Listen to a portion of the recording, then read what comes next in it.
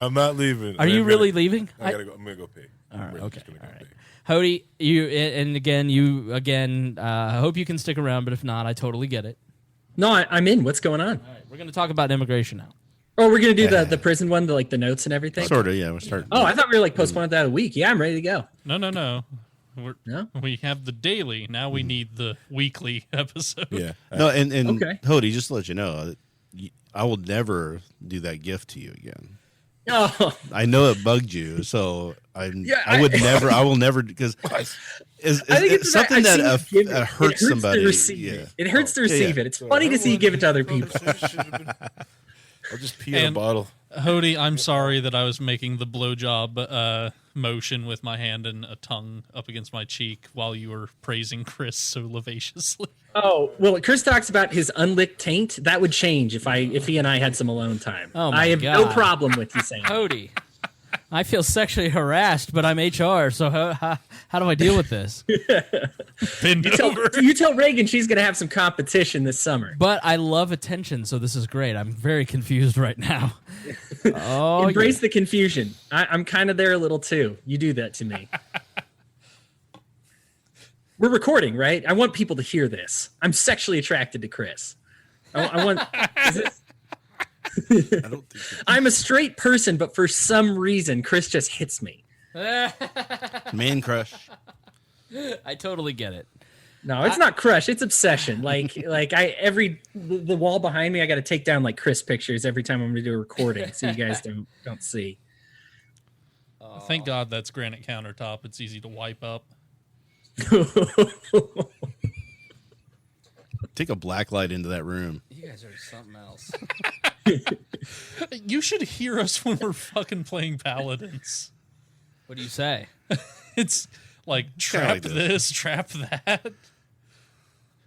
You do know what a trap is, Chris, right? Yeah, I know what a trap is. I didn't know until I met Hodey. Sorry. I didn't know until I met Paul, and now I know too much. We need to do, when we're playing those games, we got to start streaming again, because the sexual ethics of the We Are Libertarians group is so wide. People want to see that. I'm waiting till marriage. Hodey's fucking traps. I don't know what you're doing in Mormon land there, Hodey. It's just wild. So God knows what Sarah's up to. Dennis. Here's my history. I don't want to hear you. I've heard Dennis's history. It's disturbing. Harry awesome. Is beating off the big booty Asians. I make John Barrowman blush. Okay. And I cry softly to see I have to go to Comic-Con now because John Barrowman's going to be there. My wife has the biggest crush on him. If So Stone, do I. if So do poor I. little Stone could touch a boob, he wouldn't. That man has just got a little bit too much Jesus in him. He won't touch himself. All right, guys, let's get started with the episode. Hold on. I got to say this one thing. I always hate it when Chris doesn't have a girl over or he gets too close in a relationship because the bathroom gets really awful. You can tell he has a date the night before because the bathroom is immaculately clean. It is pretty bad right now, yeah. I'm not even gonna argue. But he's now he's kind of steady. Yeah, he's in a relationship. mode, He's cool. She's she's all just she's gonna stay a while. She's seen me pee before. It's right? Okay. Yeah. It was a little clean. It was descending downward 5 days ago, and I was like, I need to clean this. And then today, in the toilet, you haven't cleaned it, and it gets the black mold or whatever it is. It's got that going on. Yeah. So I need to bleach it. So my apologies. So I'm in. We're not recording, right? Yeah, we are. Oh, oops! Yeah, it was awful. There was clearly pube cuts on the toilet bowl ring. Manscaped. All right, let's get back to some boring. Oops! I need to start the video. But this meeting is being recorded. All right, let's get back to some boring subjects. Understand the risk to our country. Shut up. Freedom brings people together. You're listening to the We Are Libertarians Network. Learn more at wearelibertarians.com. I don't ask for much in life, but if I could get a decent co-host again, I would love it. We have all the good co-hosts gone. All right, welcome to We Are Libertarians. This is episode 359, I think? 360? I need to really start writing this part down. producer Paul. Recorded on July 2nd, 2019. We're going to be talking about the basically prisoners' rights more than immigration, but the crisis at the border. So stay tuned. I've got Harry, I've got Rhinehold, I've got Paul Copeland. I'll explain who he is later. We've got Hodey Johns, the one and only, who calls me the mountain. So that'll be right after these words. Warning, this show is for adults, produced by semi-adults. So the language is sometimes strong and offensive. I don't know what I said.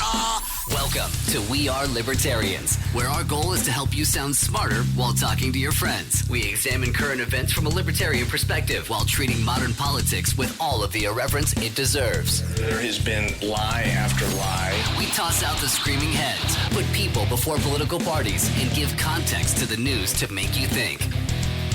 Now, here's our host, a 15-year veteran of politics and media, Chris Spangle. Man, I am tired already. We have done already like 2 hours. We did the Wall Daily 100. If you did not listen to the end of that, we are ending the dailies.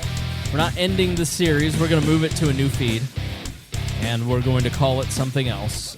But probably libertarian politics and policy, because that's kind of the tenor of the show. A little bit of history thrown in. And a little bit of history and religion thrown in there. Just a wide range of subjects that you've come to expect from We Are Libertarians and the dailies themselves. But you fans of the main show will be getting your feedback. I know some of you are probably upset about that you've had your feed stolen by all these pretenders to the throne, but the commies like Dennis or Rhinehold, excuse me. I have to dead name him at least one time. Yeah. So we celebrated the 100th daily, the final daily in this feed in last episode, and bitched about the Libertarian Party. It was great. I was worked up. You should definitely listen to that. It was a lot of fun. We've been recording bonus content for the Patreon. You're going to get an extra 30 minutes this week of the shows, an extra, I think, hour last week. So make sure you join the Patreon at $5 a month and above. With me on this episode is Harry Price. How are you? Going good. I'm on my third cup of coffee. And I forgot your name. I literally looked at Harry and I went, what the fuck is his name? I'm tired, man. Is it because you think we all look alike? Is that why? Nerds, yes. Yeah. Listen here, IT guy. Forget your name. The lovely Harry Price. Next to him is Rhinehold. Rhinehold, how are you? I'm doing well. All right. Looking beautiful in your Goonies t-shirt with the Truffle Shuffle t-shirt covered with a pineapple Hawaiian shirt. Mm-hmm. You could not look more like a libertarian if you tried. I'm trying. That's what I'm trying. I'm trying to re-embrace my hippie roots. Okay. All right. I'm sure everybody's glad to hear that. He looks like the Chinese knockoff of the doctor from Jurassic Park. He looks like a poor man's Dr. Moreau. That is the voice of Paul Copeland, who you may have occasionally heard on the Wall Dailies. Paul, how are you? I'm doing great. Great to be here, Chris. Are you doing great? Yeah, no. Unlike 3 hours ago, I'm not going to be spouting off how depressed I am. It's depressed Hodey. Hodey, he's real depressed. He is like the anti-Hodey who is always happy. Yeah, I didn't know Miss Pat was in studio today. Oh, that is Harry. Never mind. It's just... Are you saying they all sound alike? Yeah. People on podcasts all look the same. Right. That is the voice of Hodey Johns, the Mormon Mirage. That's your new nickname, the Mormon Mirage. I love that. I was going to go with Storm and Mormon, but there's a few like athletes that have that. The Mormon Mirage. The polygamous pyramid. I don't know. The Honey Johns? Honey Johns, yes. That sounds like a sliced ham that you'd get for deli meat. Papa Honey John. Honey John's deli meat. So we are going to be talking, we've talked a lot, so if you want the fun stuff, you're going to have to go listen to Wall Daily 100, or get our bonus content, because we've got a very important subject. I wanted to do this last week because it would have been more timely, but I was too pissed off. And I want to think clearly when I give you this information. We're going to talk about the crisis at the border and what's happening in the detention centers. And I'm going to make this very clear up front. This is not about immigration. This episode is not about immigration at all. We're not going to talk about whether you're closed borders or open borders. We're not really even going to go into all of the ins and outs of why people are being detained. You can go to the show notes and you can grab a link to episode 294, I think it is, where it was almost a year ago where Harry and I did a full 3-hour episode on the crisis at the border. We gave you every legal argument. We used 250 sources for that particular episode to really find out what is happening, why is it happening, what's the truth. And, the sources on that particular post and in that episode are very detailed, and they stand up to the test of time. There is change in what's happened since a year ago. The change is essentially that Trump is doing a couple different things. Trump is he's changed how asylum works. A lot of this stuff from a policy perspective, sitting in his office, would have made complete sense to Trump and Stephen Miller, is that his name? The little nerdy guy who's kind of the last one left from the original campaign. So he's the immigration guy, and so what he's doing is he's detaining. He's basically closed a lot of the ports of entry. If you come and you claim asylum, what used to happen under most presidents, really all presidents, is that you would claim asylum, that you need to be held safely within the borders of the United States, and then you would be given a court date, and then you'd be released into the United States, and then you'd be told to show up for your court date. The problem was 90% of people literally didn't show up for their court dates. Well, it was like 47%, maybe. Okay. Not 90. I've heard 90 from conservative sources. We'll say 47 from Vox, that Dennis reads only. I actually heard that from the Chad Benson show the other day. So. Yeah, that's right. Here it is, probably like 47%. It has dropped a little bit because of the fear of deportation, but that's about it. So, and really, he's closed a lot of ports of entry, so you can't even make a legal claim for asylum, which just increases the amount of people that try to come in. And what he's also done is given the Border Patrol officers the power to deny a claim outright at the border before they get in and get their due process. So he's for all you people who are pissed off about executive power under Obama, here we are. And so he's reinterpreting. So when you pass a law, you can interpret laws in a multitude of ways. So all these people who claim rule of law, there's always different ways to interpret laws. And so what he is doing is interpreting immigration laws in the absolute strictest sense of the way that they're to be interpreted. One, for instance, is that instead of waiting in America, you are sent to Mexico to await your asylum claim court date here in America. And so that is why a lot of people are being detained and held in centers, is that they're waiting to be sent back to Mexico.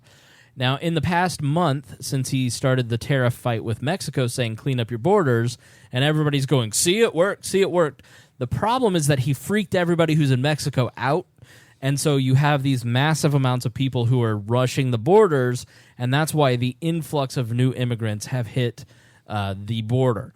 And so those are just kind of some of the different policy things that have happened. What we really want to talk to you about this evening is the conditions inside the detention centers. I get looking at, and many of you who claim I just support following the law. I understand that you're busy and you have lives, and many of you may not be able to cite a single law. or you may grasp onto the Flores decision, which ironically is the thing that is really going to hoist Trump by his petard in a lot of this stuff because he's violating it. I get going, all right, I understand that 90% of people don't come back and we've got to do something different. I understand that. What I don't understand is that if you're sitting in the Oval Office and you know you're going to make these changes, you don't prepare for it. You're going to increase demand and keep supply the same. Like a basic economics course would have told Donald Trump that if you're going to put 300 people into a detention facility that is staffed for 100, bad things are going to happen. You don't increase funding. You can increase funding for the wall and declare an emergency, a military emergency, a national security emergency for the wall, divert $5 billion for that, but you can't prepare for the influx of people that you're about to detain. What I really want to talk tonight about is prisoner rights. And when the United States holds someone in prison, be it foreign or domestic, what rights does that person have? What I have been grieved by and greatly troubled by are the people who, I'll give the benefit of the doubt of the people that never click the link to look at the photos or read the articles or hear any of the subjects. I'll commend you for actually clicking this link and listening. What I can't forgive are the people who have seen the photographs, who do understand what's going on, and they just don't care. Be it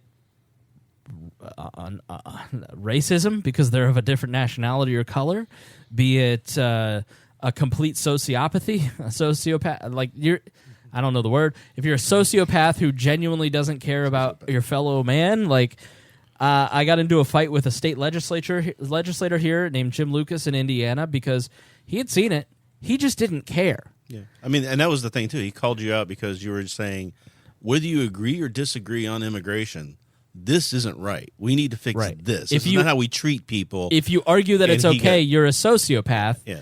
And so people like, you called him a sociopath. I said it's sociopathic to argue that this is okay. The definition of a sociopath is a person with a personality disorder manifesting itself in extreme antisocial attitudes and behavior and a lack of conscience. And 4% of the people are sociopaths. So you're going to run into a few of them. Mm-hmm. But the real irritating thing is you weren't calling him out. You were just saying this is wrong. And his response was, this was why libertarians are too extreme. Right. We're too extreme because we think that any human being deserves a certain number of inalienable rights. That's what the term means, inalienable. Right. Mm-hmm. As we look at the 4th of July, we're going to see a lot of people who are posting about the new religion, which is militarism, which is honoring the flag because we have a strong military. If you want to honor the founders on the 4th of July, read the Declaration of Independence and maybe the Federalist Papers if you want extra credit, and understand that natural rights are all men are created equal. It doesn't say all Americans are created equal. It says all people are created equal, that certain inalienable rights exist for all human beings. Mm-hmm.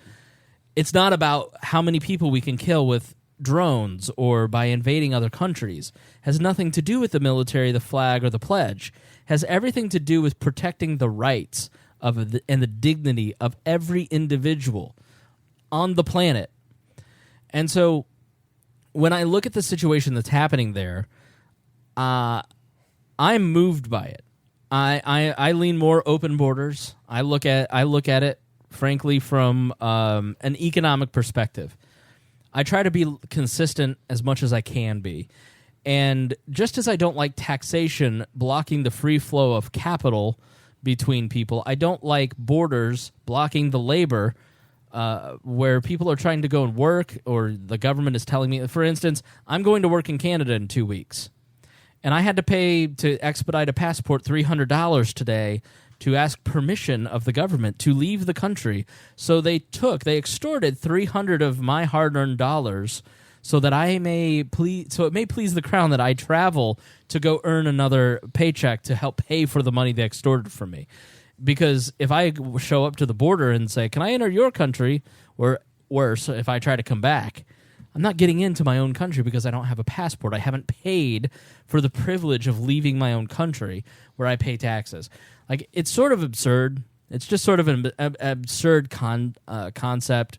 You know, when I travel between the lines of Indiana and Illinois to work, for instance, not much happens. There is no closed border. There's, I think what bordertarians or people who believe in strong borders or closed borders need to realize is that, like you will never stop the free flow of capital or the free flow of speech, you will never be able to stop the free flow of labor.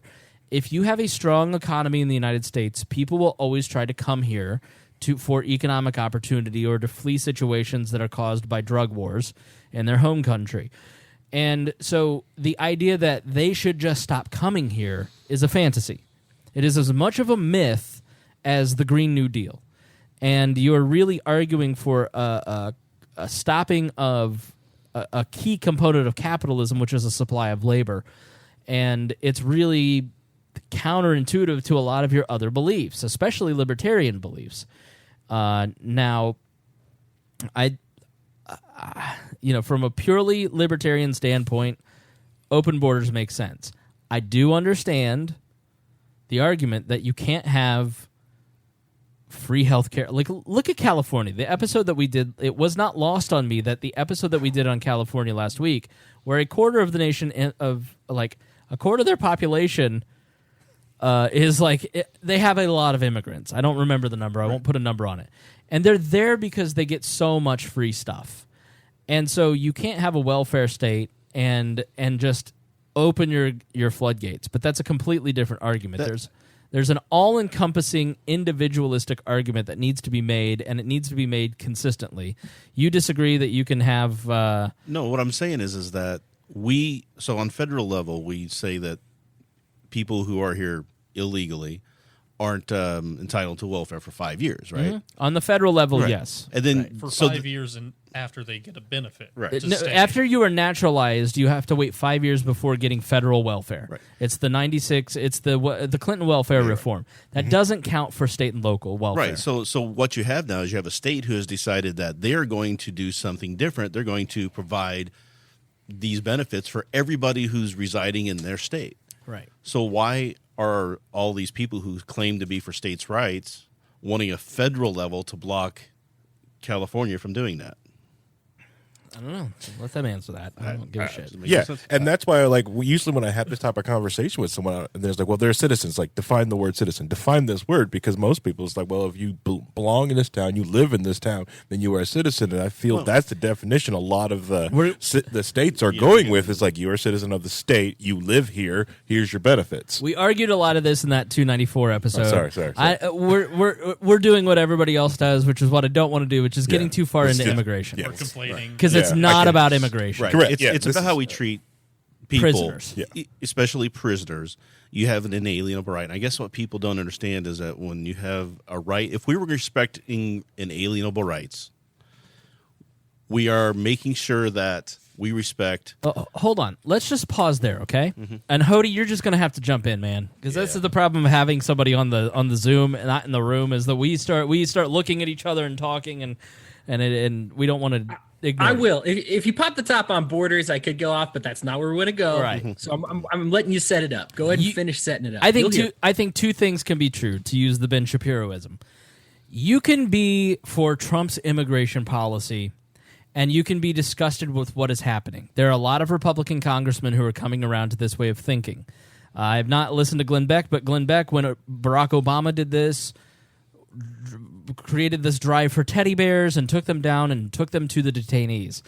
You can be for prisoners' rights and think that these people should be prisoners who are detained and still think that they should have a toilet. If you don't think that they should be prisoners, I understand that, but let's not confuse the issue with immigration. Let's get these kids. You're not changing the president tomorrow. Let's argue the point that everybody can agree with if we stay focused, which is this is a problem. And so I want to play a series of audio. And so we're going to play a lot of clips. And if anybody wants to chime in and say something, just yell and I'll hit pause. But the first clip is from Democracy Now!, which is an AP report. Democracy Now! Is like a left-leaning news outlet. It has a lot of uncovered stuff from a progressive kind of Glenn Greenwald Intercept point of view. And they did a report today about the AP's report, which you'll hear in this clip. NBC News is reporting a federal watchdog warned in May that border agents armed themselves and feared possible riots due to the conditions at an El Paso, Texas immigration detention facility. The Associated Press has released a video showing a 12-year-old girl speaking to a lawyer about her and her 6-year-old sister's experience at the Border Patrol station in Clint, Texas, which has been called a child jail. The 2 young girls were taken to the jail after being separated from their aunt when they arrived in the U.S. in May. The Clint Border Patrol station recently came under intense scrutiny after reports of widespread neglect and inhumane living conditions, including lack of food, water, sanitation, and medical care. This is an excerpt of the little girl from the AP video. They gave us little food. Some children did not bathe. They didn't bathe them. They treated us badly where we were. They were mean to us. Where did you sleep? Did you sleep on beds? They slept on just the floor. Did they give you blankets or not? They would only give us 1 blanket. And was it enough to withstand the cold? No, some children were sick. They said that they'd take them to hospitals, but they wouldn't take them. The young girl also told the lawyer children would cry out for their parents and other separated family members.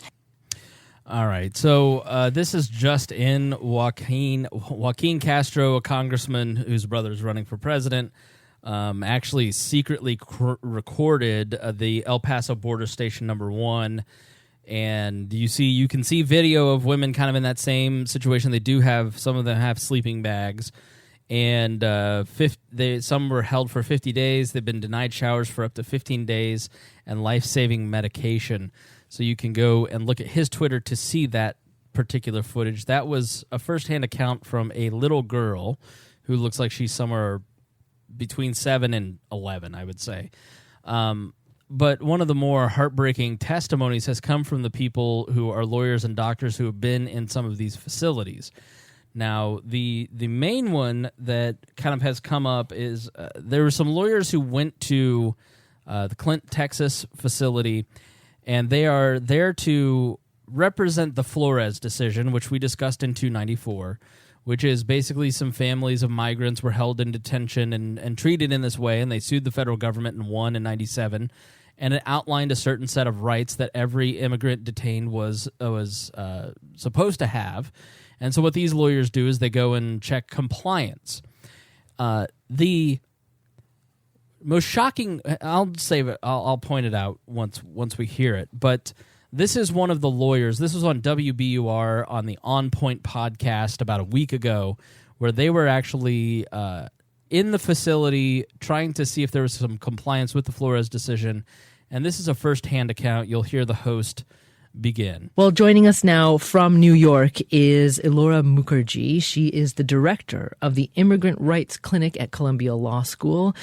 Do you believe that that CBP moved these children yesterday as a response, or Now, the New York Times basically did a first-hand account of this lawyer and others who had been in the shelter at the Clint, Texas facility.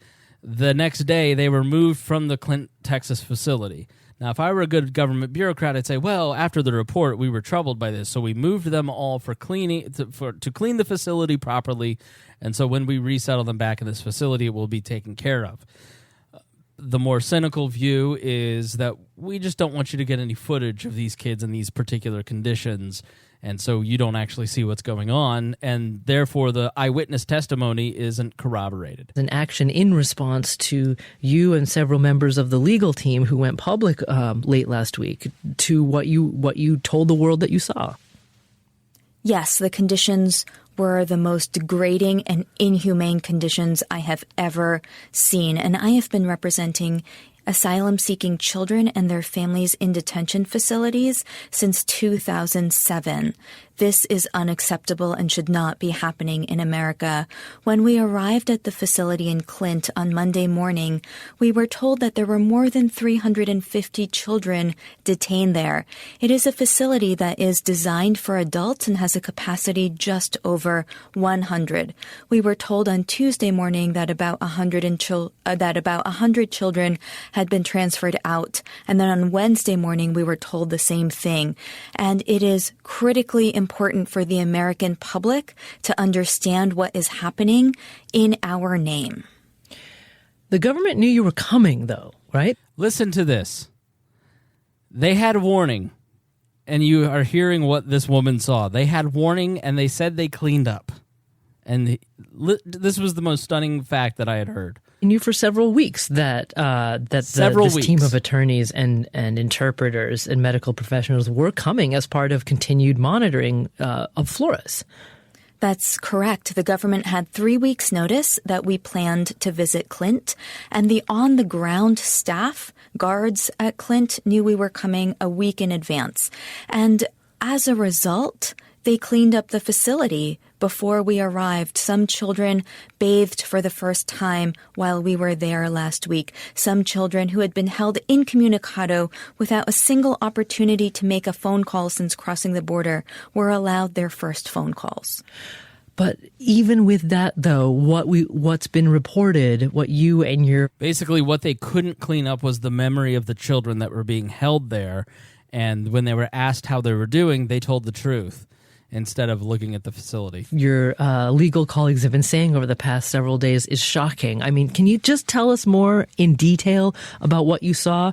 One of your colleagues has told a couple of news outlets that, for example, when interviewing a child who was being told to take care of another child, the infant had no diapers and was sitting there, and in the process of the conversation of the interview, because the child had inadequate clothing, just urinated right where the child was sitting. I want you to think about the morality of this situation.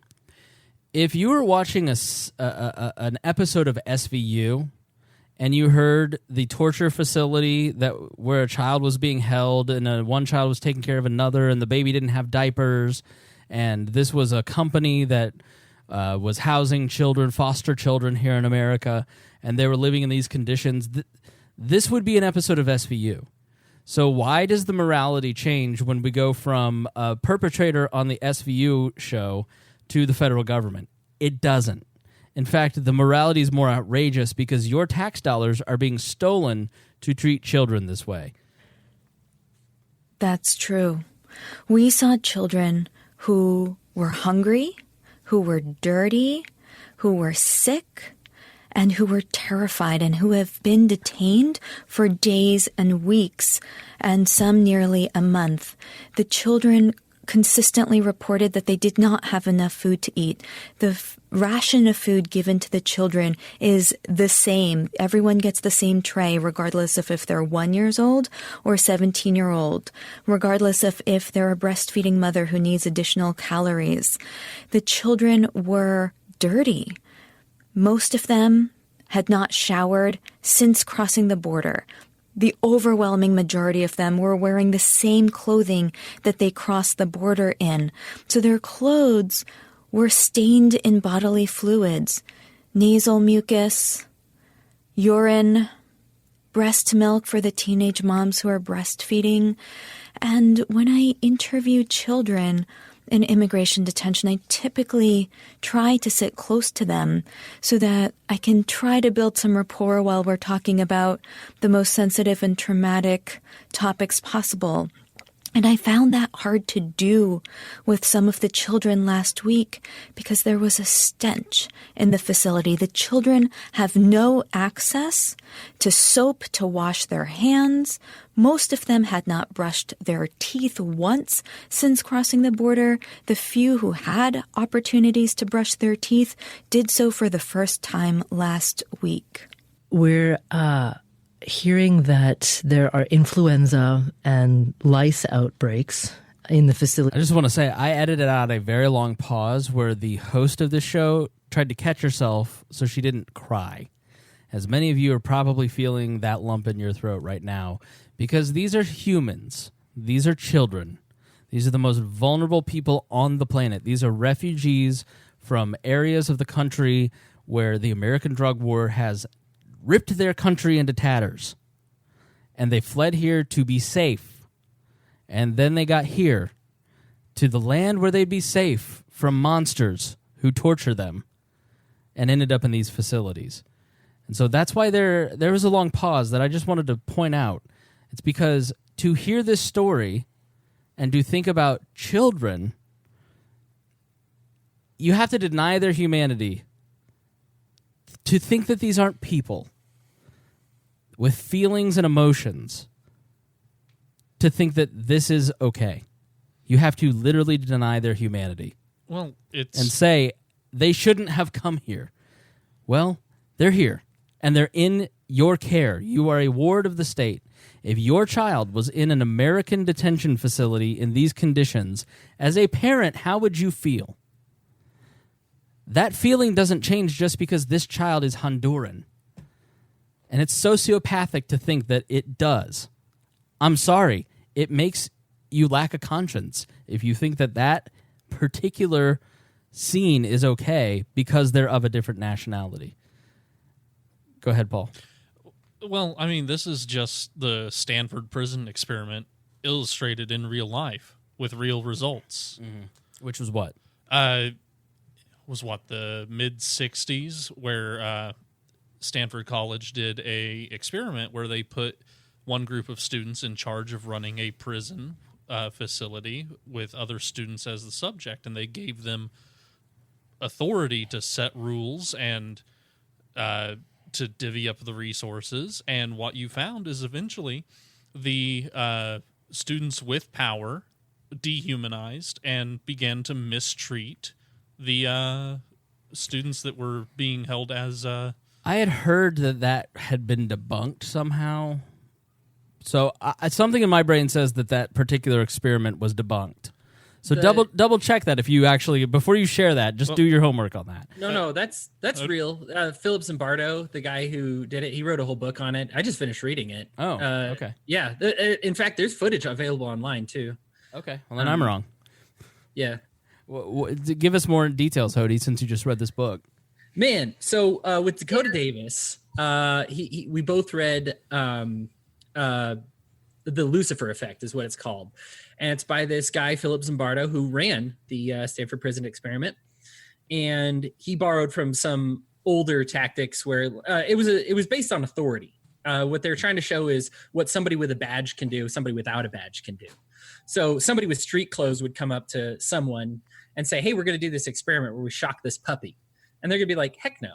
But then somebody in a science jacket with like a little license and a form is like, hey, we're going to shock this puppy to, we got to do it for, and they're like, well, if it's for science, okay. You've got a badge, you've got a coat, you've got a uniform. In the case of the Stanford Prison Experiment, you've got a badge. So therefore you'll obey my authority. Now, the funny thing about the Stanford, well, I guess not funny, the horrifying thing about the Stanford Prison Experiment is you had these fellow kids who knew they weren't in charge, but they were placed in there. They were given they gave them all a baton, didn't tell any of them that they could even use them, but almost all of them used it in like threatening ways, even if not to hit, to like rattle it against the cells, and all of them just loved the feeling of authority. So basically they dress up as authority figures, they get treated like authority, and they become authority, even though they aren't even granted any authority.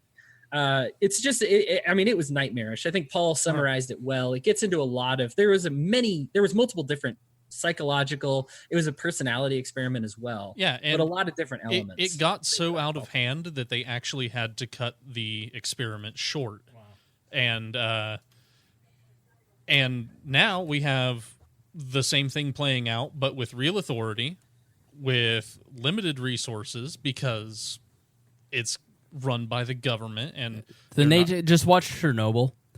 The nature of bureaucracy is that it moves slowly. It doesn't react to events quickly. And so what you have is a group of border agents. Let's just assume, let's give the benefit of the doubt that the people that work in these facilities are decent people who show up to work every day, who care deeply about these kids and just want to take care of them, but they have no ability to actually get from their supervisors increased resources because Congress and the Trump administration won't release funding. Now, Congress did pass a $4.5 billion relief package last Tuesday.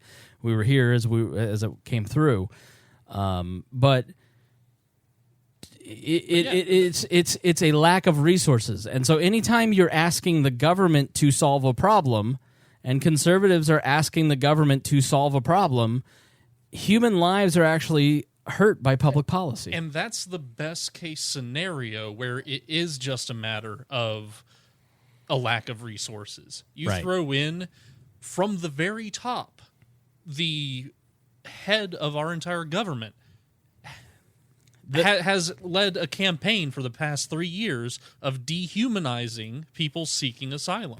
As one of our contributors has talked about in the military, for instance, is that the person at the top really does affect the way that the military works. And so in this situation, and there was just an article recently where there was a study of these the ICE officers and the Border Patrol agents and the people that work in these facilities. They're in a bunch of Facebook groups, and it was basically mocking the conditions of the children, mocking the photo of the dead dad and son laying in the water face down, mocking Alexandria Ocasio-Cortez, like saying some really indefensible things. Did you see her response to that? Yeah, I heard it, but I don't really talk about her. So so let's continue on with the attorney that witnessed what was going on inside the facility. These as well, and that at least in one case, children were told after being given some lice shampoo to share so that's actually a good lead-in. Let's just assume that they're all good agents, that these people actually care for the children. They're just lacking resources. Let's see if what has been happening in the facility holds up according to this particular interview. Removing comb, and they were punished when one of those combs were lost? That's exactly right. So about 20 girls were held in one of these cages, one of these holding cells, and 2 of the girls had lice, and the guards gave them 2 knit combs so that they could comb out the hair, not just of those 2 girls, but they were ordered to share those 2 combs and comb out the hair of all 20 girls. Now, this is exactly the opposite of what you're supposed to do when a person has lice. They are not supposed to share their combs with anyone, but the girls were told that they all had to share those same 2 combs. In the process, the girls lost one of the combs. When the guards found out, they were enraged, and the guards ordered the girls to find the combs and said that if the comb was not found, the girls would lose their very thin blankets and the mats that they sleep on. And that is in fact what happened. The kids could not find that comb, and the blankets, the limited blankets and mats that were in that cell were taken out. All the girls had to sleep on the concrete floor that night. And we repeatedly heard from children that there are not sufficient beds or mats for children to sleep on, and that they are sleeping on concrete floors. Even in the holding cells, where there seem to be bunk beds, the children are reluctant to sleep there because the temperatures are so cold. And children told me that if you sleep on the beds, you are freezing cold at night. And as a result, a number of the children try to huddle together on the floor to stay warm. Now, when they say blankets, the blankets are actually those foil wrappers that you get after you run a marathon. Or Mylar emergency blankets. Right. Yeah. They're emergency blankets that you'd use if you were trapped on the interstate for 3 hours. They're not blankets. No. They're there to hold just enough body heat to keep you from catching hypothermia. Now, the congressman that shared that video, those women had sleeping bags. But as you can imagine, these are emergency detention facilities that are meant to hold people for 72 hours, and they're holding some of these people for 3 or 4 weeks, if not longer. Harry, go ahead. No, I'm sorry. I thought I was ready to listen to all this again and go through all this, but this is still very disturbing. Well, you may say to yourself, okay, this is a lawyer who is representing the Flores decision. They must be some crazy activist. I want to play for you an eyewitness from a doctor who works for a charity, who goes in. Now, people actually, by the way, tried to donate soap and all kinds of things, and they were not allowed to. You're not allowed to send anything. Right. So this is a doctor who works for a charity that has been going and caring for some of the children. And let's hear what she has to say. It's from the same WBUR On Point podcast radio interview that I listened to. I want to hear now from Dr. Dolly Lucio Sevier. Dr. Sevier is a pediatrician in Brownsville, Texas. She was asked by lawyers to visit the Ursula detention facility in McAllen, Texas. Now, this is a separate facility from Clint. This is a different facility than the one that the woman just... now, and what you will find as you look into this, you will see images and video and articles from eyewitnesses from multiple different facilities, and they're all going through the same thing. And so some of you may say, well, those people probably have not made it this far in the episode or even listened at all, but, well, that's just one facility. This is a systemic problem. This is a problem with the way that your government is operating its facilities. And so this is an eyewitness from a completely different location. After a flu outbreak there, sent at least 5 infants to the hospital. Infants. Dr. Sevier visited on June 15th. She wrote up a medical declaration that was later obtained by ABC News. Now, she did not go public like the last people. She wrote up a document that was obtained by a news organization. So she was not seeking publicity with this account. So this was a report to the managers of the facility. Right. Dr. Sevier said, quote, "The conditions within which the children are held could be compared to torture facilities." Well, we spoke with Dr. Sevier a little bit earlier. And that's sort of the weird thing about all this is that, Ocasio-Cortez says, oh, these are concentration camps, which you could see as, you could see that as hyperbole. But she was drawing something of that from her memory of what could compare to this. Because a lot of people say she's this young congresswoman, and yes, she is. And it's like, has she experienced, or most Americans experienced, of seeing anything like this? Right. And that's what they're going to think of. People who don't know history tend to kind of leap to the thing that they most. But let's go to the definition of concentration camp, just as we did with sociopath. A place where large numbers of people, especially political prisoners or members of a persecuted minority, are deliberately imprisoned in a relatively small area with inadequate facilities, sometimes to provide forced labor or to await mass execution. All right, we missed the mark on those last two. For right now. I don't think anybody's trying to... Forced labor part. Or the execution part, but it fits the definition of a relatively small area with inadequate facilities who are deliberately imprisoned. Well, wait a minute. The forced labor part, they did try to ask the lady to go comb out the other lice. Spread lice with the 2 combs. Yeah. How did Anne Frank die?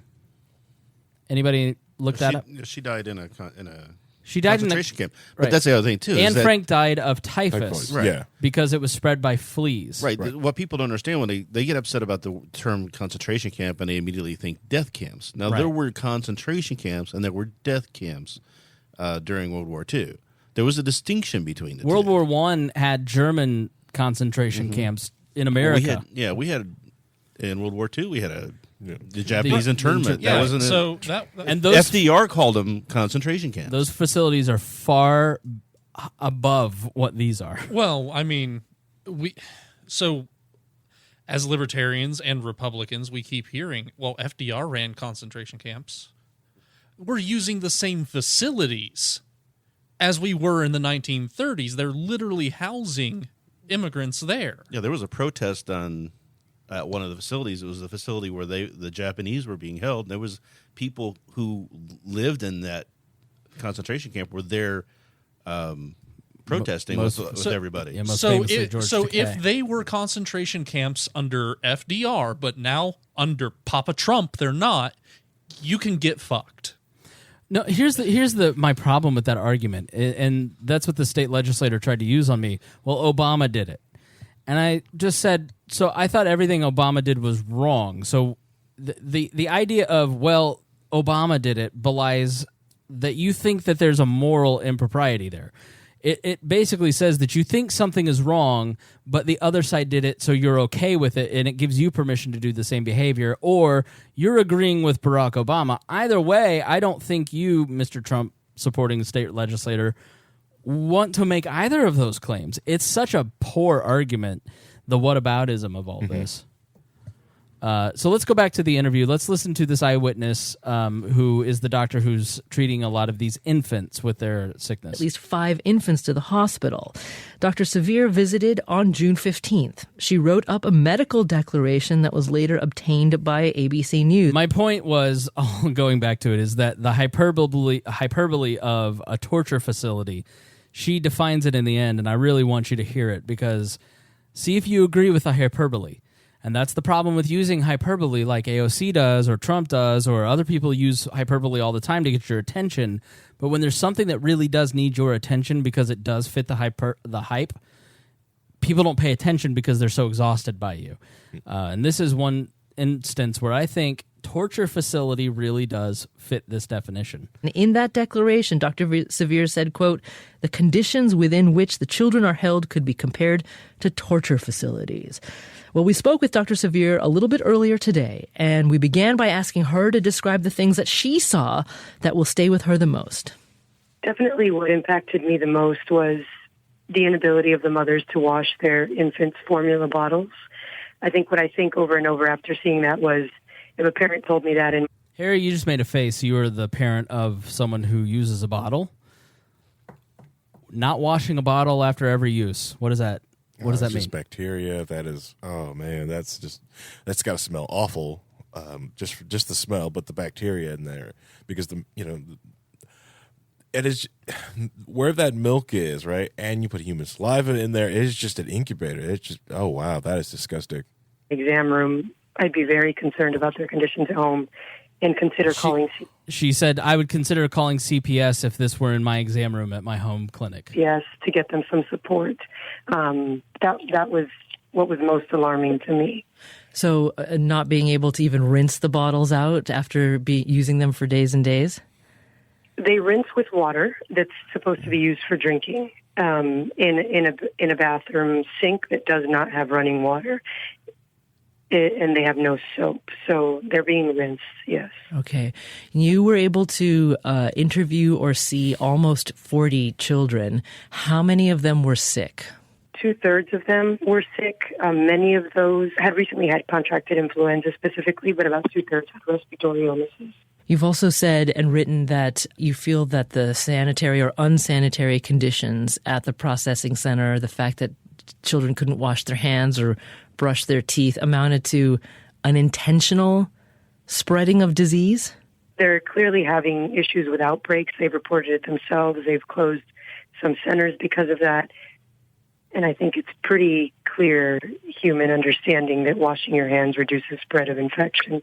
I asked several mothers if there was any hand sanitizer around, specifically when they were denying soap and water.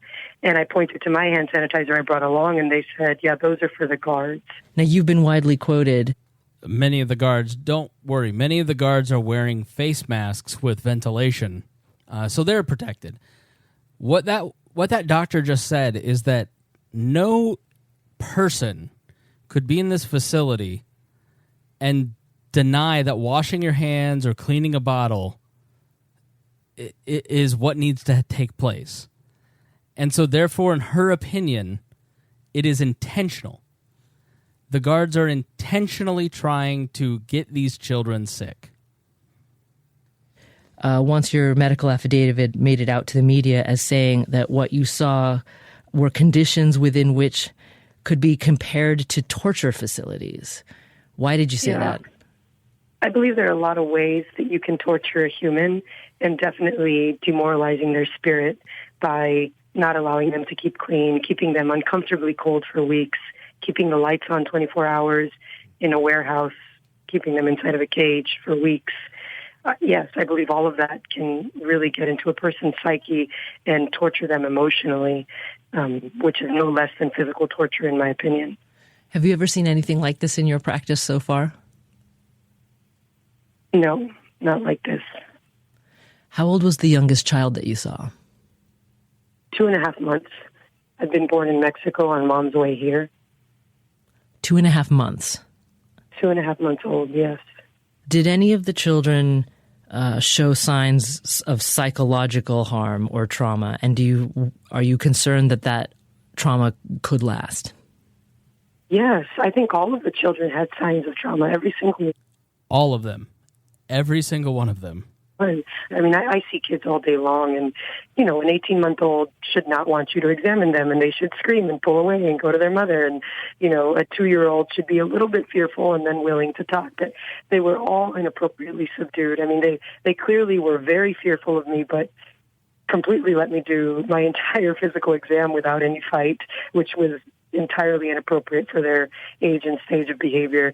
The infants without their parents, of course, were obviously far worse. You know, they came with daycare workers that were in the facility that they had become attached to, but they repeated the same statements. Two of the girls interviewed at different times said, "My dad's getting the papers, my dad's getting the papers, my dad's getting the papers," over and over. Almost when I asked any question, that's what they responded.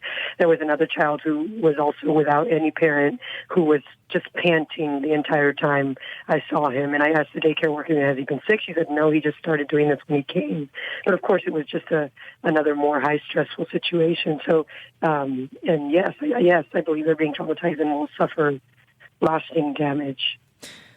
Also, in your report, you said that you respectfully submit that no child should be held in these facilities for even 72 hours, even though that's what's allowed by the law. So you want them to get out of there, but what is it that you think should be done immediately right now, or next steps? I think to be done realistically immediately to help their situation is that they could appoint a physician at some of these facilities who's there specifically for the well-being of the children. I believe that any physician would see that these children need soap, the bottles need to be washed. I'm not asking for perfection, but there are a lot of very small, non-expensive things that can be done to make the conditions better in these facilities. The lights could be dimmed at night instead of all the way off. You know, there are children who really are separated from their parents without even teen parents that are toddlers that could be better taken care of. That they could be expedited a lot more quickly to get out of these places and have priority for ORR. But I think that it's clear that no one is taking the well-being of these children into any sort of priority in the decision-making here. You know, no one is taking the well-being of the children into any sort of priority here, is what she just said. It just feels like cattle call. It feels like they're animals and we're getting them through. There's no human decency. There's no human dignity. There's nothing, that needs to be considered besides keep them in this space until we put them in another space. Now let's hear what the Trump administration said in court recently. This is from that same WBUR On Point interview. Earlier this month, on June 18th, in fact, so just a couple of days ago, in front of the Ninth Circuit Court of Appeals, Department of Justice lawyer Sarah Fabian argued before the judicial panel that withholding basic toiletries does not violate the federal government's responsibility to provide, quote, safe and sanitary conditions to detained children. And here you will listen to DOJ lawyer Sarah Fabian again being questioned by Judge A. Wallace Tashima. It's within everybody's common understanding that, if you don't have a toothbrush, if you don't have soap, if you don't have a blanket, it's not safe and sanitary. Well, wouldn't everybody agree to that? Do you agree to that? Well, I think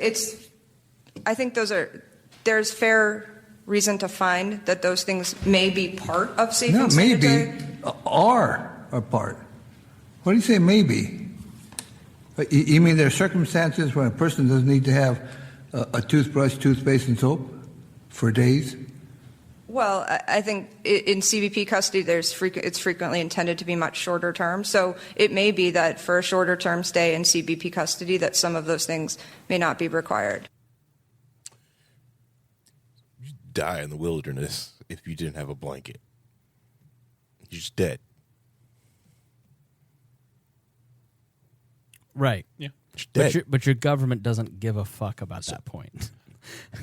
The government. I'm in restaurant management. They would shut us down in a day if they found out we didn't have access to soap that day. Mm-hmm. I mean, they would just be like, "Oh, is there no soap on your facility? You're done." You're done. I mean, they'll write us up. And in fact, once our hot water machine has to hit X amount for all the bacteria to die, and it wasn't quite temping that amount, so we had to hand wash all our dishes in order for us to stay open.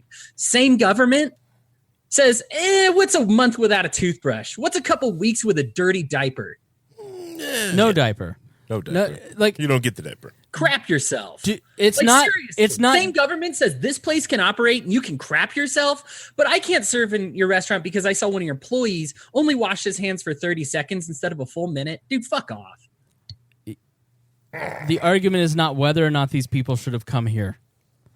The argument is, Does a child deserve a toilet? Does a child deserve to have a bed?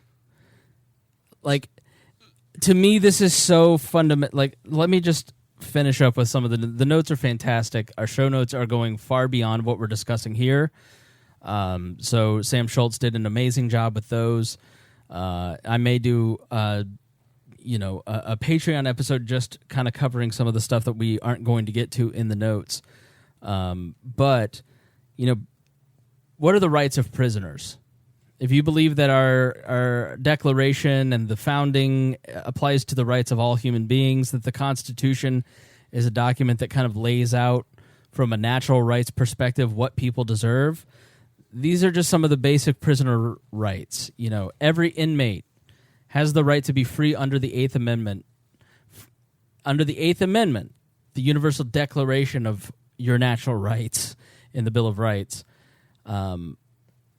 Anything that could be considered cruel and unusual punishment is banned. The Eighth Amendment did not clearly define what that would include, but the Supreme Court has held that it would include drawing and quartering, disemboweling, beheading, public dissection, burning alive, sexual harassment, or sex crimes. There have been hundreds of sexual assaults against children, women, and men in these facilities by the guards. Not just by the other people in the detention facilities, but the guards themselves.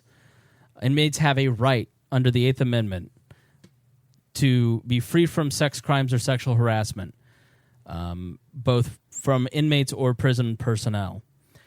You have a right to complain about prison conditions and access to courts. Inmates have the right to complain about prison conditions and voice their concerns, which is what the Flores decision was about. You have a right to medical and mental health care. Prisoners are entitled to receive medical care and mental health treatment. As with accommodations for the disabled, these treatments need only be reasonable or adequate. As a result, if someone has a cavity, they might not be entitled to a filling, for instance, but to only having a tooth pulled. Often, even those with life-threatening illnesses like AIDS or various forms of cancer are given only the minimum treatment necessary to keep them reasonably comfort, not necessarily to extend their life. We are meeting none of those standards in terms of the health care that is being provided to the prisoners that are on the southern border. You have a First Amendment right. You have the right to exercise any of these rights and speak about what's going on. You have a right not to be discriminated against, just as in the outside, inmates have the right to be free from discrimination while imprisoned. This includes racial segregation. What rights inmates do not have. Inmates generally lose their right to privacy. They are not protected from warrantless searches of their cell phone or person, for instance. To me, guys, now that we've kind of laid out what's happening and kind of explained what's going on down there, none of this seems to be a hard question. No. If we have a $4.1 trillion budget every year in this country, and we certainly have the ability to take care of the wards that are a part of our prison system, and we just can't seem to get a third of our population to give a shit or even to hear what's going on. And it's just very dismaying. Like, this doesn't seem to be a hard question. Children should have health care and toilets no matter their nationality. Yeah, and I would like to directly challenge one of the points that I see a lot of people bringing up is that because they're non-citizens, they're not entitled to constitutional protections. A vast majority of our Constitutional Bill of Rights and all the other amendments since have been incorporated and extended to illegal aliens or people in this country that are non-citizens. You remember, originally citizens were white male landowners, but the Constitution protected the rights, the natural and alienable rights of everybody who lived here. Who lives within the borders. Right.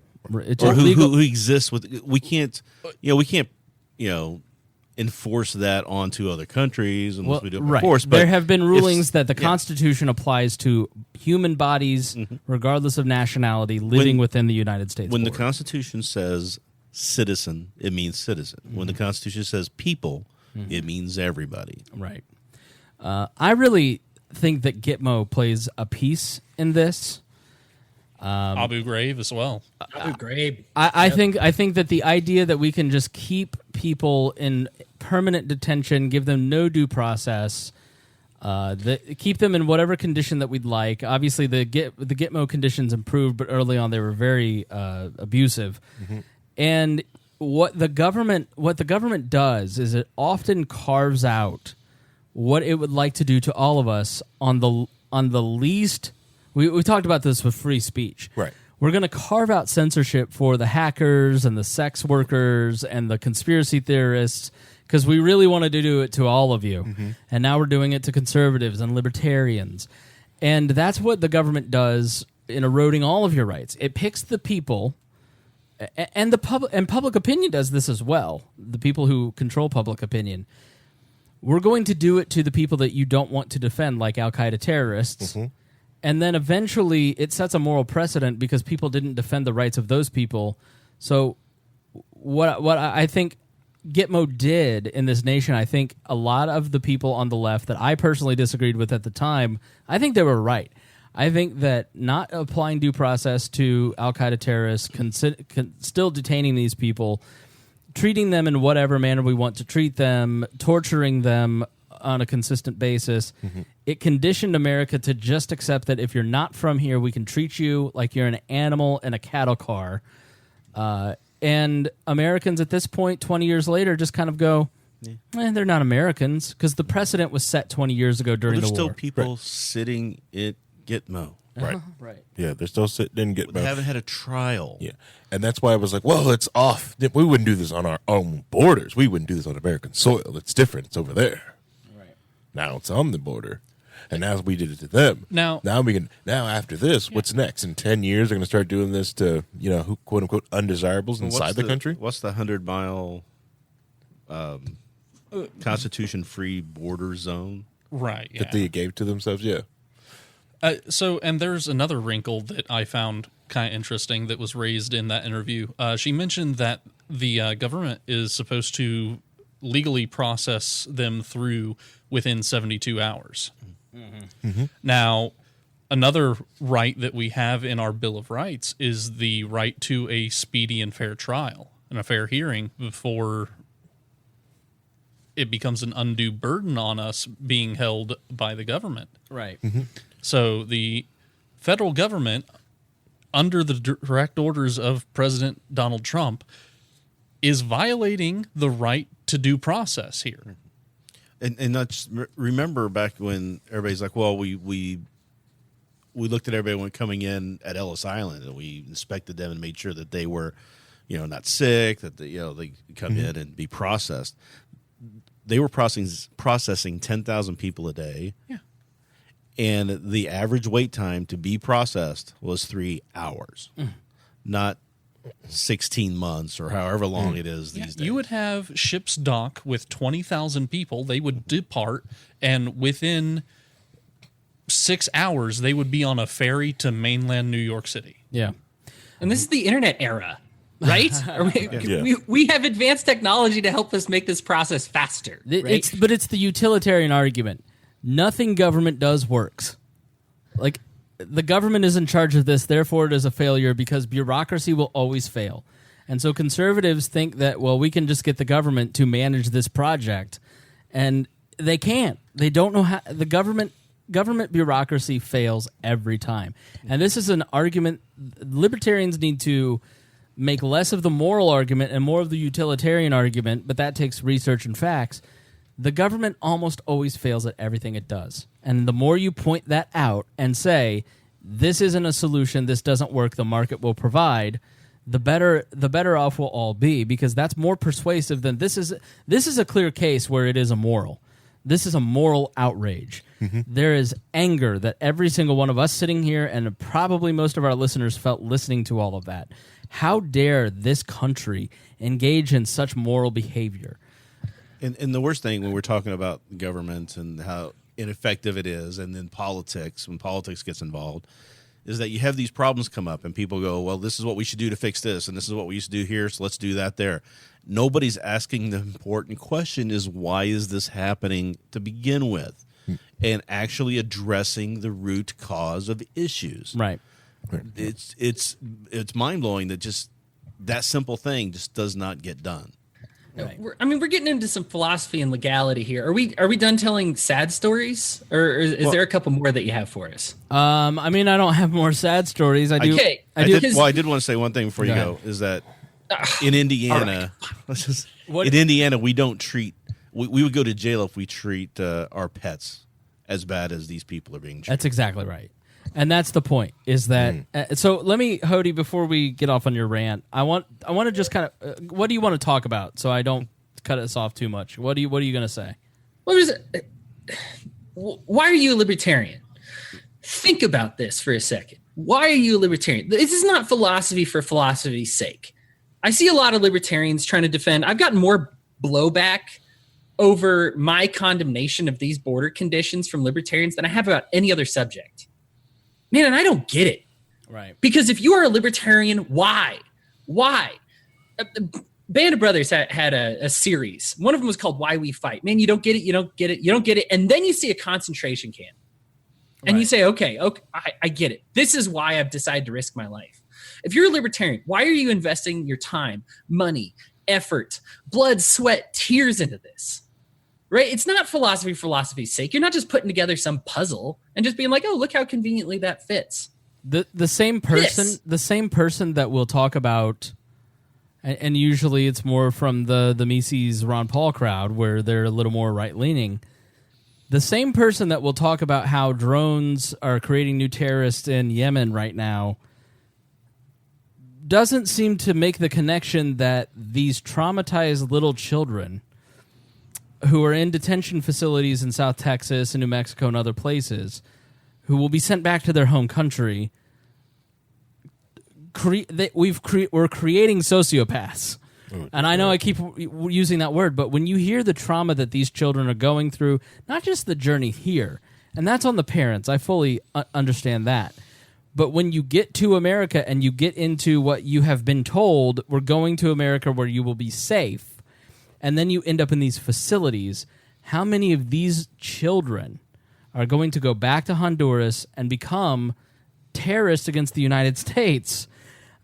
I don't know that they will or not. There's no precedent for that, but I wouldn't be surprised if in 20 years we have a significant problem with terrorism from Central and South America because of what we're doing in these detention facilities. And make no mistake, from episode 294 a year ago to today, the conditions have greatly deteriorated. Was there anything like what we heard earlier in episode 294 a year ago? Not like this. It was kids in sleeping bags and they were in cages, and it was traumatic that they were being separated. This is now a new level a year later. What will it look like in 2 years? Right, and they had the glamour shots of all the kids playing and stuff at least. Right. You know, the back shot, there's none of that anymore. The drone shots and the images that you see look like worse than the Skid Row photos that you see. Like when you see photos of these camps, it looks like worse than a third world country. Skid Row at least had blankets. They had shelter, okay? Right. There's some running water and toilets, right? And the conditions of these kids is like, I'd rather take my chances with the desert. Mm-hmm. You know, sorry.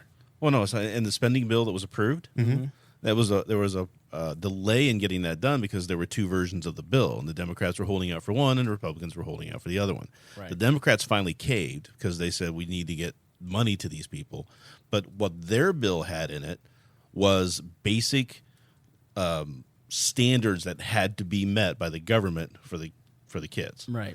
And Trump and the Republicans wanted to veto that because they wanted the other bill that had more with no limits or any requirements and more focus on paying overtime to the Border Patrol agents. Yeah.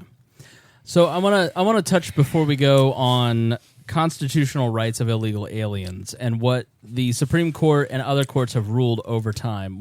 Harry, what are you? I'm just fuming at the whole aspect of this thing. It is the idea of holding them, right, and like the money that goes with my. Okay, so like the logical brain of mine, right, like. Once I get through the emotion, that's just finally trying to get my mind out of the emotion part of that, because that is a deep hole, and it's like really making me shut down. I think but any parent would feel that way. The logical part of me is like, just get them out there and release them, because you could give them an Obama phone or a Trump phone. You can call them whatever you want, and if they don't show up at the airport, just track the phone, find them. This makes no sense why you're just storing these people. We let prisoners go to home detention and they have a little ankle bracelets. Why can't we do that with these? What? No. Well, they're not showing up for their. Go get it. I don't understand the concept. That's cheaper to go pick them up. Guys, let's start with getting them a toilet and some running water. Let's make this real easy on people. Let them go. Let them go. No, hold on. That's too hard for people to accept. Let's just start with, does a child deserve to shit their pants without diapers at 2 years old for 3 months? Do you agree with this or not? Like, the idea that we're going to get the Trump crowd after 30 years of, I mean, really, the Hodey, the book club book that we did, Liberty's First Crisis, about the first Congress and the Alien and Sedition Acts, the entire thing was about a crackdown on free speech and a crackdown on immigrants. This is born into the DNA of this country. It's a country built on immigrants. And the other people who immigrated 50 years previously hate the new immigrants. Know-nothings, the KKK. Right. You know, and then you had George Will wrote a piece like, hey, listen, it used to be worse 100 years ago. Read the book The Golden Gate. It's The Garden Gate. Gate. That's the book I'm trying to get everybody to read, because it is so important to read. And I didn't like necessarily his take on it that, well, it was worse then or whatever. It was just that they were more open about what they were saying, but they were still couching it. If you look at and you read the book, there's a lot of a lot of things taken out of their communications between people that was not public at the time, and what they were really saying about what they wanted. They want these people sort of like when your Facebook groups accidentally end up on BuzzFeed. So your private groups. So that book is such a great tale of how we got from the know-nothings to basically the late 1800s, through the rise of eugenics, the unions who wanted to make sure that cheap labor weren't coming in and causing the prices to go down, and the Boston Brahmins, who were basically the aristocracy of Boston, who were upset that 70% of Boston was either immigrant first or second generation. They wanted to keep America. They wanted to fight for the Nordic tradition. They wanted to keep America white, right? Right. It was just like, it wasn't just white. They wanted Western Europeans. They did not want, they were upset about the people coming in from Italy, from Poland, from, other European countries, the Eastern and Southern European countries. Even Reformed Jews who were here were disheartened by the Eastern Jews who were coming in, and they wanted to combat that. So then what happened was the eugenics, which was this fake science that they thought was real, took hold based on flawed premises and flawed science that's been completely disproven, and created the scientific backing for all of their emotional desires to not have these people in. Right. So here's some of the things that were written in the mainstream newspaper, the Boston Herald. Shall we permit these inferior races to dilute the thrifty, capable Yankee blood of the earlier immigrants? And the Yale Review described the vast masses of filth from every foul and stagnant pool of population in Europe. In Century Monthly, an author informed readers that Mediterranean people are morally below the races of Northern Europe, that immigrants from southern Italy lack conveniences for thinking, that Neapolitans are a degenerate class infected with spiritual hookworm, displaying low foreheads, open mouths, weak chins, and backless heads, and that a few of the garment workers in the New York Union Square had the, quote, type of face that would find at a county fair in the West or the South. And it goes on and on in this article by George Will from June 29th, 2019, titled in the Richmond Times-Dispatch, Last Century's Immigration Debate Makes Today Seem Enlightened. And he ends with this fact. The canonical text of the immigration eugenics complex, Madison Grant's The Passing of the Great Race, is available today in at least 8 editions and is frequently cited in the Internet's fetid swamps of white supremacy sites. At the 1946 Nuremberg doctors' trial, Nazi defendants invoked that book, as well as the U.S. Supreme Court's Buck v. Bell decision upholding state sterilization of, quote, defectives. Justice Oliver Wendell Holmes, a eugenics enthusiast, said 3 generations of imbeciles are enough, and America's severely restrictive Immigration Act of 1924. It is based on national quotas on 1890 immigration data before the surge of the, quote, motley throng. Okrent writes, these men didn't say they were following orders in the self-exonerating language of the moment. They said they were following Americans. 4 years before the 1924 Act, 76% of immigrants came from Eastern or Southern Europe. After it did, 11% did. Some of those excluded went to Auschwitz. There are costs to public policy and the rhetoric that forms that public policy, and that usually ends in the form of human lives. The story of the St. Louis. Have you heard the story there? I've not. So they got to the point where they were limiting how many people could get in. So they started having the ships who were bringing people over from Europe would basically sit offshore and wait till the first of the month, and then have a race to get into the into port. When the war started and the refugees started filing out of Germany, they were on this. There was this one boat called the St. Louis. They were denied dock. They tried to get Cuba to take them, try to get these other countries to do it. Everybody was trying to find a solution, but the one solution that they didn't want was, come on in, because you're fleeing this persecution. Mm-hmm. Eventually, that ship was turned around and sent back to Germany, in which case a list of many of them that you can go search were all killed in concentration camps. Right. And the violence that happens in Central American countries, the South American countries, you hear the stories of the people that are coming here. When they go back, you're sentencing them to die. Mm-hmm. So I think conservatives and closed border people really need to reconcile the fact with, A, people are never going to stop coming here. B, this is what closed borders look like. C, bureaucracy will always make this inefficient, and so people will be dying on American soil. 6 children have already died in these detention facilities since September. And E, or wherever we're at, you're sending people back to die in their home country instead of staying in America, where in 2 generations they will be they will not be on the lower end of the poverty rung. They will be climbing the middle class ladder. They will be creating job opportunities. If you look at any of the data, going back to the utilitarian argument, go look at any of the data from the Cato Institute about immigration, about the Dreamers. If the Dreamers left, for instance, we'd lose I think it was $850 billion in economic revenue. Yep. Because as the labor supply increases, demand increases, and it's like when women entered the workforce and started competing for jobs in the 20th century, you didn't see people competed for jobs, but new industries were formed, like nonprofits. The healthcare sector expanded.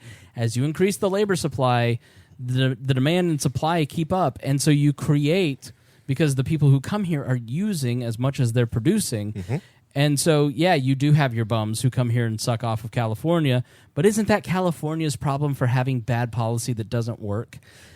So the argument against immigration overall, you're just going to have to reconcile the fact that your policies are killing people. These are human beings, and maybe the only way for a lot of these people to reconcile this is to deny their humanity altogether, because they can't accept the fact that if I support this policy, children are going to die in custody and in their home country. It's a cognitive dissonance that leads them there. And you've got I've always said that you've got the people who are the real monsters behind the scenes, who are the really trying to push this. We don't want those people here. We don't want the wrong people here. The same rhetoric that they were using back in the 1900s, 1910s that Henry Cabot Lodge was using in Davenport and Grant. That language is still, you still have people saying, well, they'll come here and vote socialist or whatever, or their culture just doesn't mesh with ours. We can't have those people from that culture. And that was what they used to call racism in the 1910s, 1920s, because they considered that part of that language. Mm-hmm. So you've got those people. Then you've got the people who I consider the useful idiots, who buy into the propaganda, who listen to it, and are emotionally pulled by it to the point where they disconnect all of the stuff that counters everything that they're hearing, because it's based on fear. It's based on just a lack of understanding. Economic protection. Sure. Well, the $200 that I pay out of the $3,000 in taxes that actually goes to welfare, that's a line too far, you know? Harry, and I need to spend $300 for border security so I don't lose that $200 out of my paycheck. Harry, what were you about to say? I would just say, like, which doesn't square with me is all these, because a lot of the people are doing a lot of the pro-life crowd. They all are about kids until they cross some imaginary line. And then the other thing, the aspect of, well, they're coming here taking resources and jobs. And I say to you that if people who have the exact same thought was doing that when they created the internet and then want everyone to be connected, that means you're just firewalling off the whole world, and that doesn't work. Yeah, look at the economic expansion from people being connected from a greater sharing of knowledge, for instance. Right. If Mexico gets its stuff together, it will become an economic superpower on the other side of the country. Guadalajara, GDL, is like a Silicon Valley of Mexico. There's a lot of government corruption up there that stops it from going anywhere. But if it got its crap together, it's a powerhouse. A lot of people from California would get the heck out of there and use GDL. Yeah. There's a lot of great programmers and everything else in there because they're coming from Canada and other countries, but Mexico lets them sit there and work. And takes them. Yeah, sorry. No, and also a lot of people will say that they're coming here for economic reasons, not because of being in fear of their lives. It's not that dangerous in Honduras. And you can go back and listen to the episode that Hodey and I did on Honduras, and you learn that it is considered to be one of the most dangerous places on earth right now, including war zones. And you're more likely to die as a citizen in Honduras than a person in an active war zone. Now, I heard a stat last night on the Chad Benson show. I think Greg Knapp was the guy who was hosting, and he says, well, in the last 3 or 4 years, the crime rates dropped in half there. And I'm like, you're expecting that government to be telling you the right information? Right, the one bought off by the cartels. But Hodey, let me put on my John. Still high. Let me put on my John Stossel hat. But Hodey and Rhinehold, is it really our responsibility what happens in Honduras? I mean, the Honduras who we the term banana republic came from what the United States did to that country in the late 1800s, early 1900s, and continued to do through the fruit companies all the way up to the time when the drug wars started to take place. So we needed to stop the drugs coming in. So then we started interfering there for that. And in 2009, the State Department, run by Hillary Clinton, so if you don't like Hillary Clinton, listen up, backed a coup in Honduras that turned that country from a positive trends of human development. Yeah, human development. Just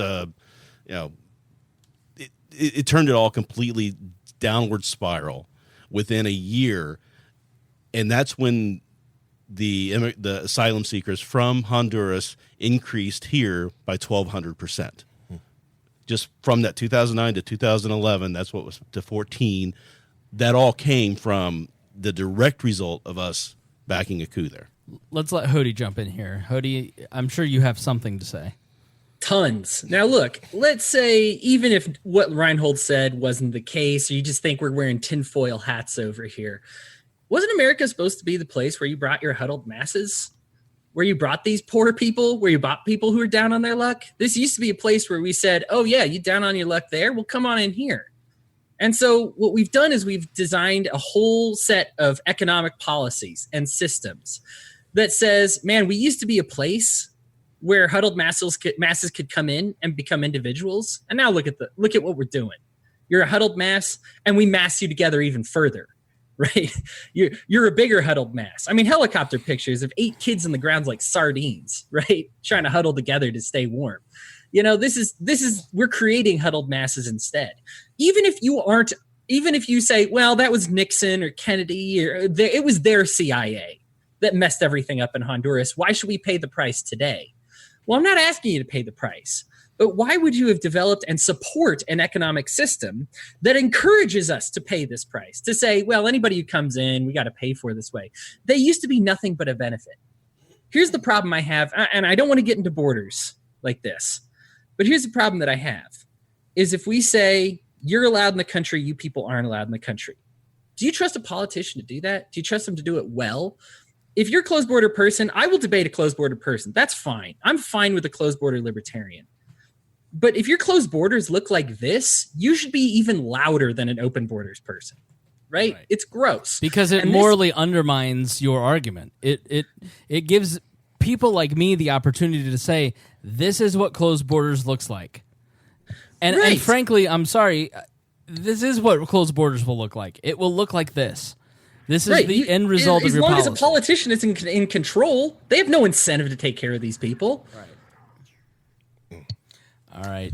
Harry, go ahead. Oh, yeah, because they want to do this whole, what are they talking about, like merit-based immigration and all this other stuff, or like and stuff like that. It's just gross. The idea that the way technology is and the way markets are going, that you can close this thing off. Right. And one thing, when we're saying that, I keep hearing, Australia is like this, or Sweden, or all these places have these really strict immigration policies. So, why can't we? I'm like, well, weren't we supposed to be better than those places? Yeah. Weren't we supposed to be the number one best country in the world? Why don't we just take on all the other stuff from Sweden and the Europeans and the Australians and everything else? They've got health care. Canada's got all the socialist health care. Why don't we do that if we're going to say, well, we can do their immigration too? Well, that thing doesn't support my preconceived biases. Yeah.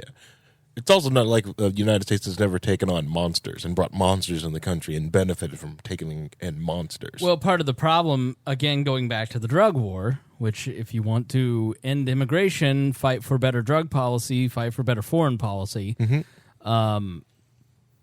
you crack down in the 80s on drugs, in the 70s and 80s, you crack down on drugs. And communists. You drive into the prisons, specifically in places like L.A., a lot of El Salvadorans, Hondurans, and let's take the MS-13 and the El Salvadorans specifically. What you do is you end up creating gangs because the black gangs and the white gangs, all of a sudden there's this influx of Hispanics into prisons, and so they create MS-13, they serve their time, and they're exported back to El Salvador. And then these people who have perfected criminality in American prisons, thanks to the American drug war and cracking down on victimless crimes, therefore creating violent criminals, are shipped back to their home country where they continue in the drug trade and they apply their criminality to their home governments. They corrupt the government, and life just continues to erode as more and more people are deported back. And so let's go back to the source of all of these problems. It is policy to begin with. Like I said, people need to ask, why is this happening, instead of what are we going to do to stop it? Right. So let me close out. Before we close out, I just want to get this in because I want to talk about the constitutional rights of illegal aliens and talk about some of the case law. So in decades spanning more than a century, the Supreme Court has ruled that the Constitution guarantees that it applies its guarantees to every person within the borders, including aliens, quote, aliens whose presence in the country is unlawful. Quote, the government has the power to decide who it lets into the country and under what circumstances. But once here, even undocumented immigrants have the right to freedom of speech and religion, the right to be treated fairly, the right to privacy, and other fundamental rights U.S. citizens enjoy. In a 1903 case called Yamada v. Fisher, the United States Supreme Court ruled that the INS, the Immigration Service, could not deport someone without a hearing that meets constitutional due process standards. Most people facing deportation are entitled to a hearing before an immigration judge and review, in most cases by federal court, representation by a lawyer but not at the government expense, reasonable notice of changes in a hearing's time and place, a reasonable opportunity to examine the evidence in the government's witness, competent interpretation for non-English speaking immigrants, and clear and convincing proof that the government's grounds for deportation are valid. Now, many parts of the Constitution uses the term people or person rather than citizens. Those laws apply to everyone physically on U.S. soil, whether or not they are a citizen. Section 1 of the 14th Amendment to the Constitution says, "No state shall make or enforce any law which shall abridge the privileges or immunities of citizens of the United States, nor shall any state deprive any person of life, liberty, or property without due process of law, nor deny to any person within its jurisdiction the equal protections of the law." Now, critics claim that undocumented workers or immigrants or migrants don't have legal rights because they are lawbreakers by entering the country illegally and owed no loyalty to the United States. They claim that only United States citizens, natural born or naturalized, are protected by the Constitution. I would say saying they have no loyalty to the United States, these are people who are paying a year's salary or their entire life savings to be trafficked to the United States so they have a chance at a new life. So the idea that they have no loyalty to the ideals of the United States, I think, is far-fetched. I never have understood why we don't want those people here. You mean the Catholic, conservative, pro-life... They certainly have worked much harder to be here than Jim Bob sitting in the trailer park in Greenville, North Carolina. Let's not invoke pejoratives. We're trying to convince people, not piss people off here, Paul. Exactly. Paul, who looks like a Jim Bob, to be quite frank with you. Do the voice. Do it. No, okay, don't do it. Yes, you don't do it. Don't do it. I don't know what voice you're talking about, friend. Now... Bad. James Madison, a principal author of the Constitution and the fourth president of the United States, wrote, quote, that as they, aliens, owe, on the one hand, a temporary obedience, they are entitled in return to their constitutional protection and advantage. So James Madison, the man who wrote the Constitution, believed that they had constitutional protections and advantages. More recently, the United States Supreme Court ruled in 2001 that, quote, due process of the 14th Amendment applies to all aliens in the United States whose presence may be or is, quote, unlawful, involuntary, or transitory. Now, 20 years before Zadvedas, the Supreme Court ruled that the state of Texas could not enforce a state law that prohibited illegally present children from attending grade schools, as all other Texas children were required to attend.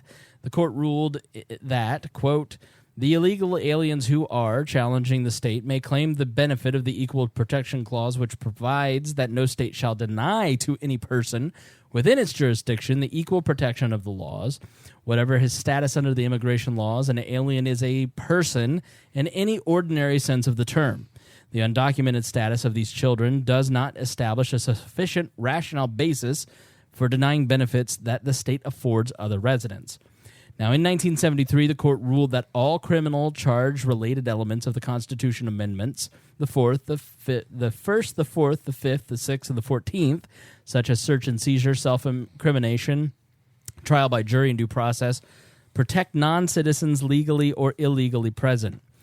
In 1896, the court ruled that it must be concluded that all persons within the territory of the United States are entitled to protection by those amendments, the Fifth and the Sixth, and that even aliens shall not be held to answer for a capital or other infamous crime unless on presentment or indictment of a grand jury, nor deprived of life, liberty, or property without due process.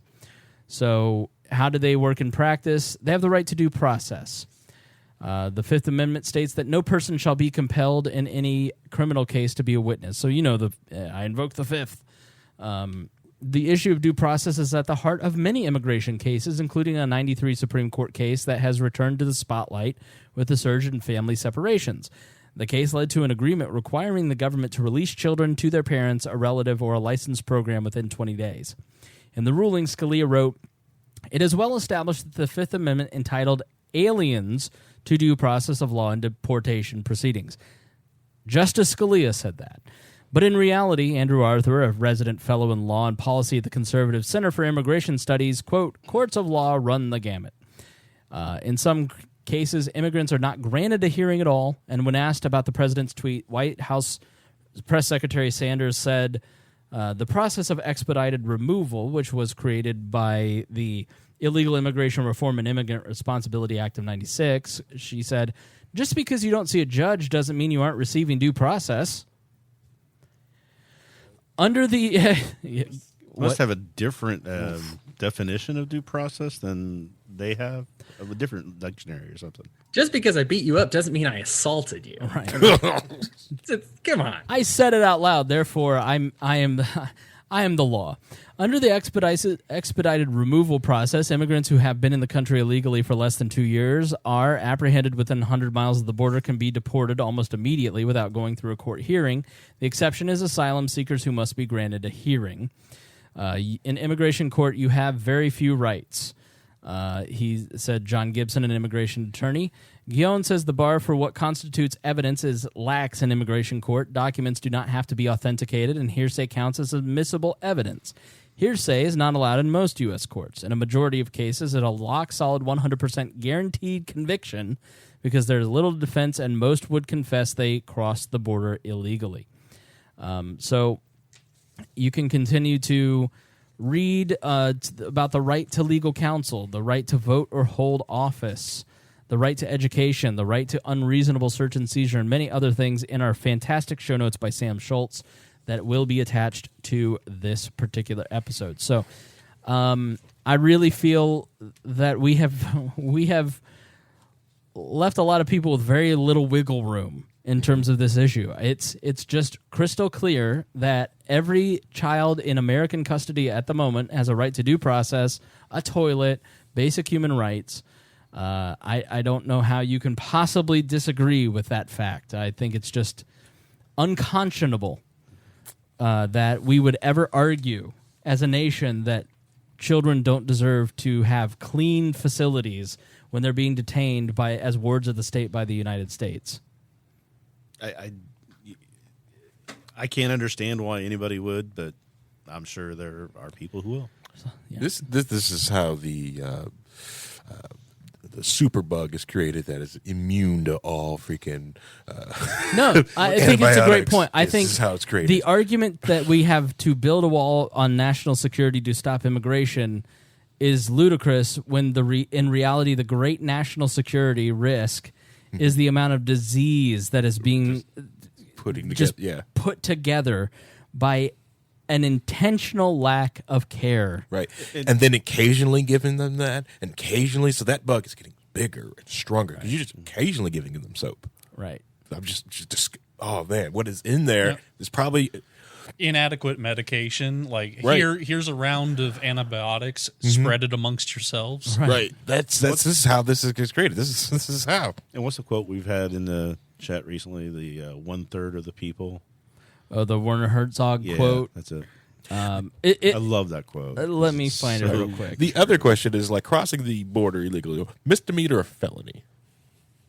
It is a misdemeanor. Oh, okay. It is. If you do not and apply for if you apply for asylum, it is not a crime. Oh, well. If it is considered a crime, it's a misdemeanor akin to getting a traffic ticket. So I think we should be taking all the people who speed and let's put them in detention centers and separate them from their kids. What has happened essentially is that 6 children so far have been given the death penalty for a misdemeanor that is crossing an imaginary line.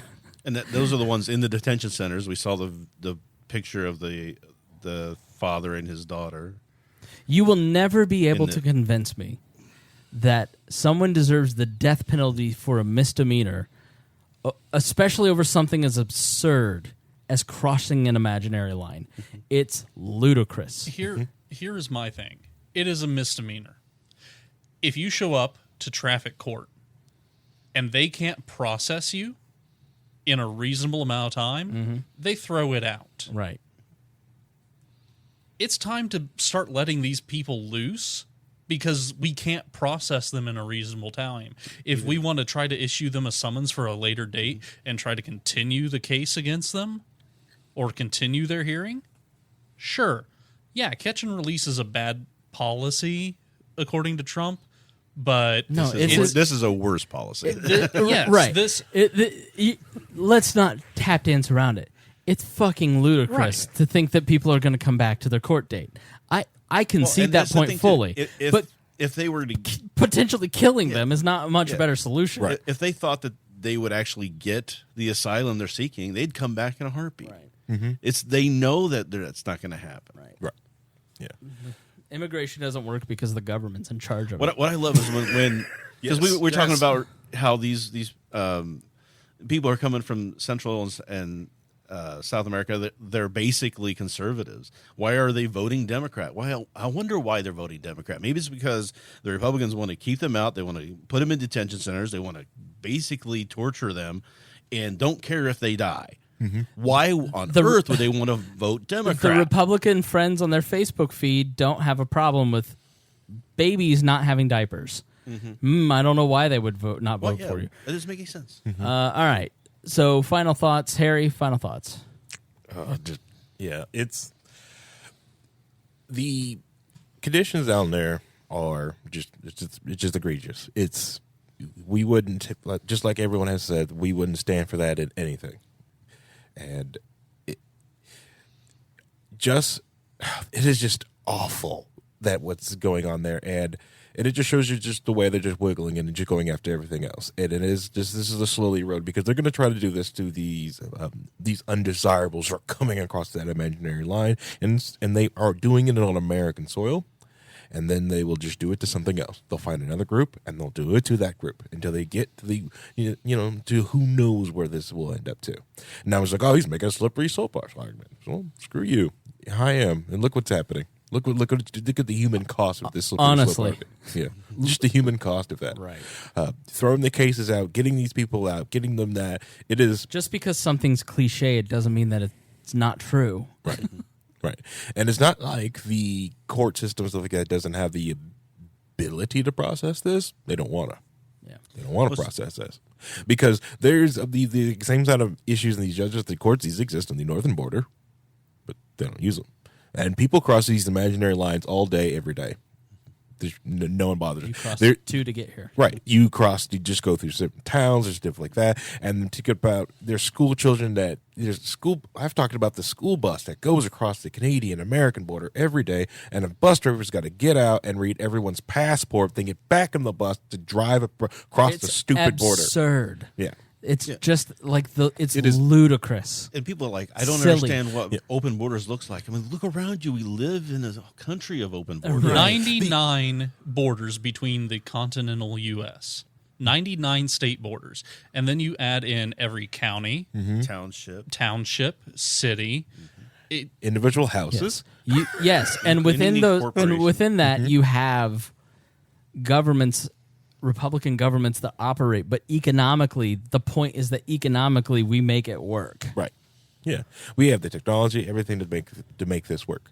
But you just got these people. You got people that don't want to make it work because they're afraid. They're afraid of an unknown, and they're meant to be, and they are fed this information so they feel afraid. So they're finding out and doing it on their own. Right.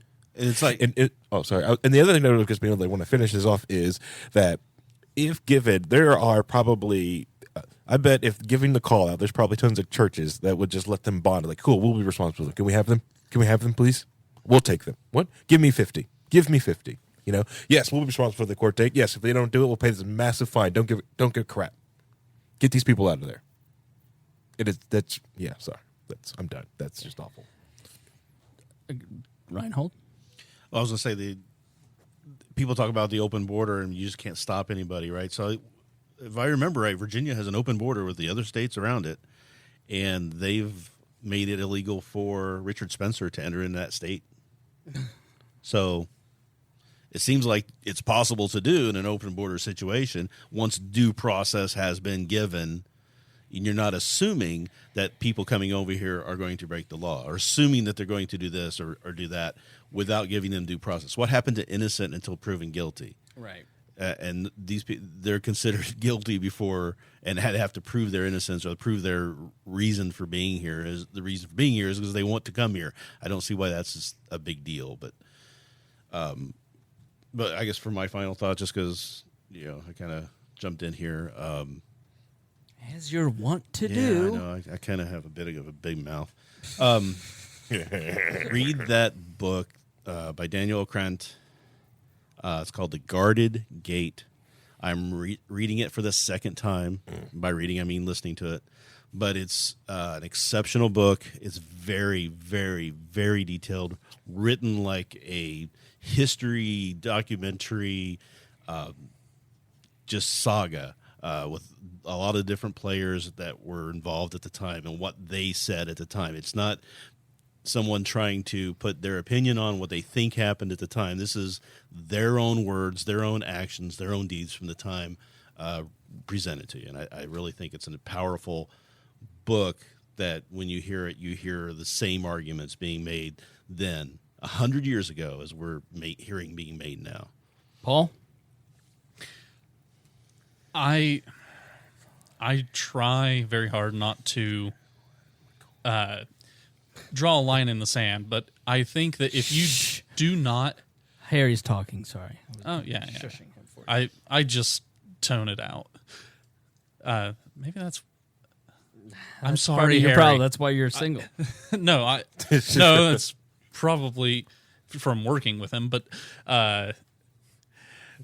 So, yeah, I try not to draw lines in the sand when it comes to libertarianism and drumming up a purity test. But if you do not believe in the universality of human rights, the individual dignity of every being on earth, it's individualism. Yeah, absolutely. Right.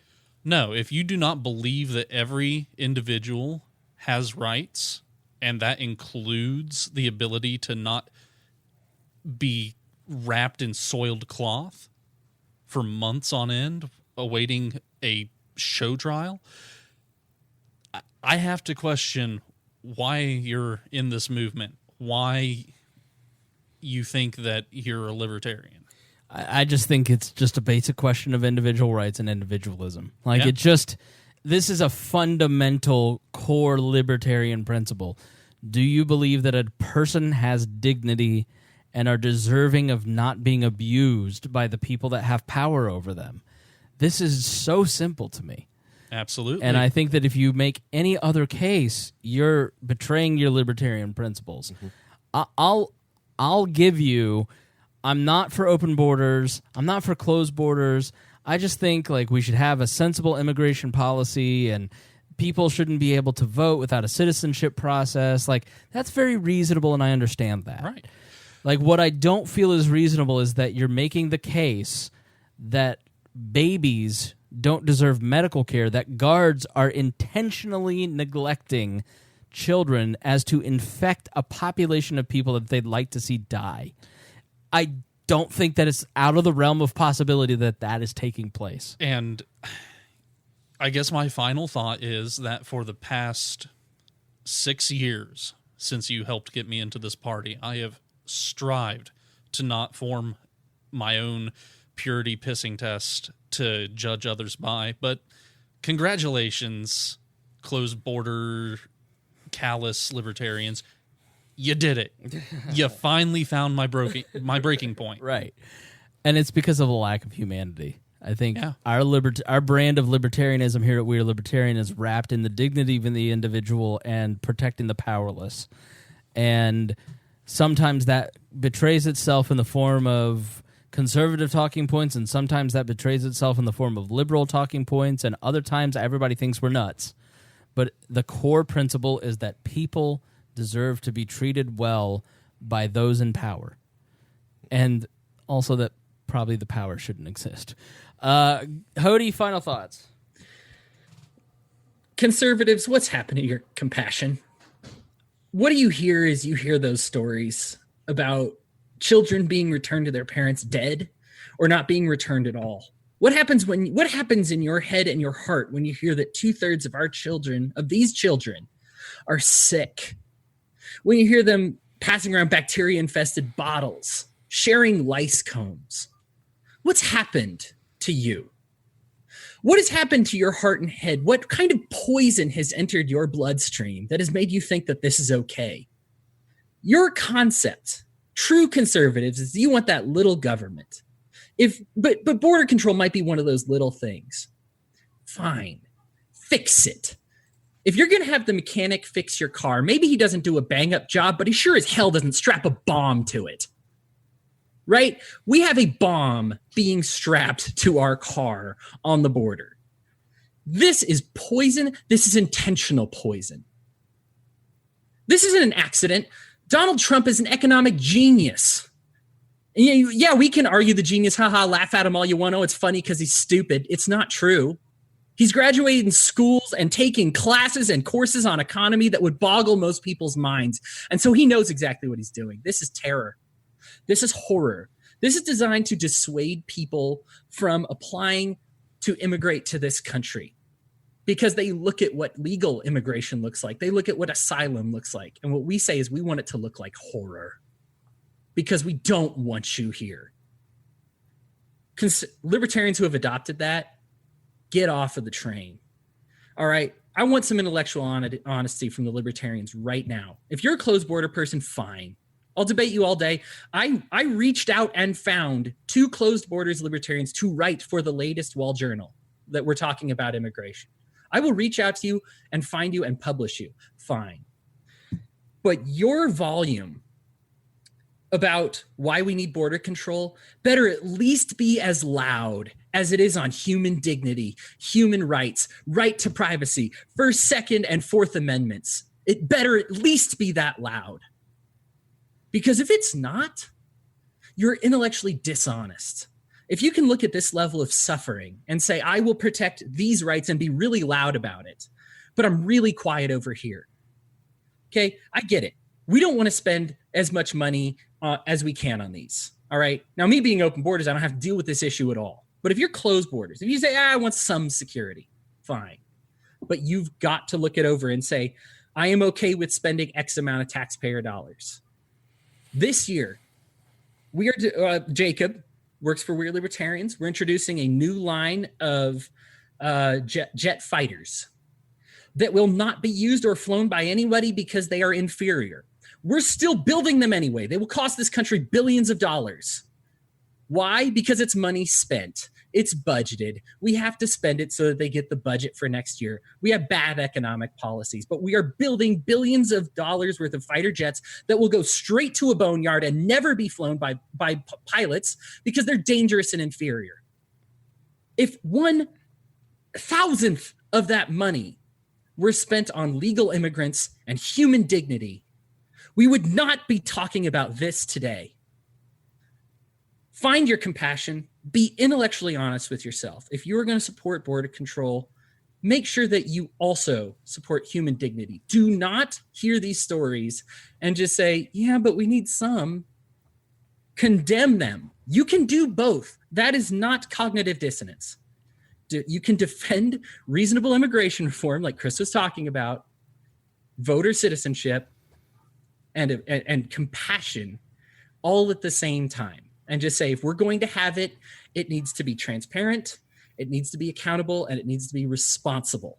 At the very least, if you're going to defend some amount of government, libertarians, it must be that. Do not dismiss these stories of suffering, I beg of you. Because this party has lost a lot. We win battles, we lose battles. We cannot afford to lose the battle over human dignity because that is the only thing keeping us together. We lose and we lose and we lose, but at least we lose for the right reasons. And if we start losing because we want to kick people out of this country, or we're okay with their kids getting sick, or lice sharing combs, or sleeping on concrete, we have lost our soul. I am fine with losing every political election till the end of time. I am not okay with losing my soul. These are the people we represent. Why do you fight? This is why you fight. These kids sleeping on floors is why you fight. People with the flu spreading around is why you fight. This is the definition. This is the embodiment of what we are fighting against. Yeah, a little bit off your electrical bill there when we rag against the Department of Energy. Sure, that's an important fight to have as well. But this is an in-your-face human rights violation that is killing and murdering people. It is intentional, and you need to be loud about it. Are you all happy you upset Hodey? I very well said, Hodey. I think it is so true that this is like a watershed moment, and I think that you've completely nailed it, because, like, not to invoke Godwin's law, not to go hyperbole, let's read the Werner Herzog quote that we referenced earlier. Dear America, you're waking up as Germany once did to the awareness that 1/3 of your people would kill another 1/3 while 1/3 watches. And I spent all of 2014, 2015 studying how does a society that is at the top of culture, essentially, it was not a first world country at the time, but definitely a first world society. Economically, the Weimar Germany was very rough. But how does Goebbels and Hitler, and how do they turn the German society? And I read books like Selling Hitler and the Richard Evans series, and one book stuck with me, Into the Dark. It's called Into the Darkness, and it's by a guy who ended up running one of the camps. I think he was not Auschwitz. It started with an E. He ended up being in charge of one of the concentration camps. And the book is called Into That Darkness, an Examination of Conscience.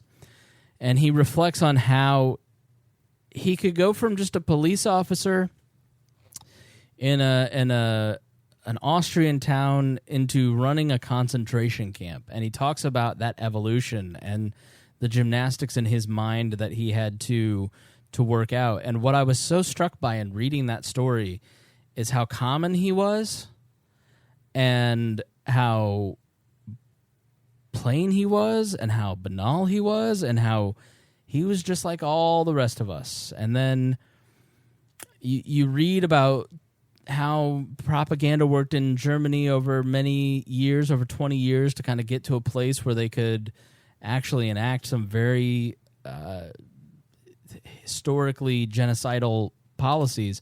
It was drip by drip by drip by drip by drip, the shaping of public opinion from the end of World War I until the end of World War II. And a lot of it was social proof. It was people feeling that they couldn't go against the prevailing opinion. And, Into That Darkness talks a lot about how he this seems like a thing to join, and it might help me socially if I join this political party, and, all my friends are doing it. It's kind of a social club. And then, then you eventually get to a place where, like, I can't not do this, and I have to do this, and I have to make these choices because now my personal security and my I will be killed. It just evolves, and it changes over a long period of time. And what you study when you learn about the de-evolution of Germany into the Nazi regime, it scares the shit out of you because you see that's us. And it's the Jordan Peterson argument of his examination of ordinary men, about the men who make up the Einzelgruppen, who went into places like Czechoslovakia and Poland and other places to, specifically I think Czechoslovakia, to kill Jews. And how could these ordinary men, like, we think of Nazis as like these just like abstract figures, but these were cops and security guards and regular men who just had regular lives and families, and they were just kind of doing their job, not unlike the people who work in these detainment centers. They probably go to church on Sunday, and they go to the store, and they go to the Kroger and buy groceries for their family, and they love their kids, and then they go to the work, and they don't allow a child to go to the bathroom. And it's because, I don't know, I just kind of went along, and I have a good pension, and I didn't want to cause a lot of problems. And we've seen this over the course of We Are Libertarians as we've tried to tell the story of the human cost. And learned an important lesson in episode 91 when we talked to Woody about the death of his daughter, Rachel, in the Indiana prison system, which is a very relevant episode to this as well. Life sentence, basically, a death sentence for selling 2 OxyContin because her boyfriend didn't want to get out of off the couch or whatever. Ends up in prison with a rare blood disease. Bureaucracy means that she's not able to be treated in a proper way, and she ends up bleeding out and hemorrhaging. And we go through the whole process of how the Indiana prison system hid her from Woody and from her family, obscured how she died. And one guy finally grew a conscience and called Woody and said, your daughter's in this facility and you need to come see her tonight because she's not going to make it till the morning. 100 people touched that story. 100 people watched Rachel dying for months. And they just didn't say anything because it's just not my place. It's just not my job. I need to protect my income. I have a kid in school.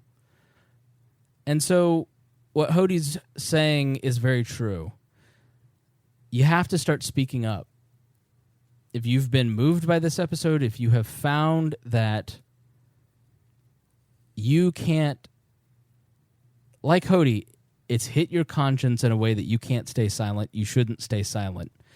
Don't let the fear of other people, don't worry about causing a fight on your Facebook feed. People need to see what is happening. People need to hear the beginning of this episode so they understand the human cost of this policy. It's just imperative because the more... Silence is consent, remember?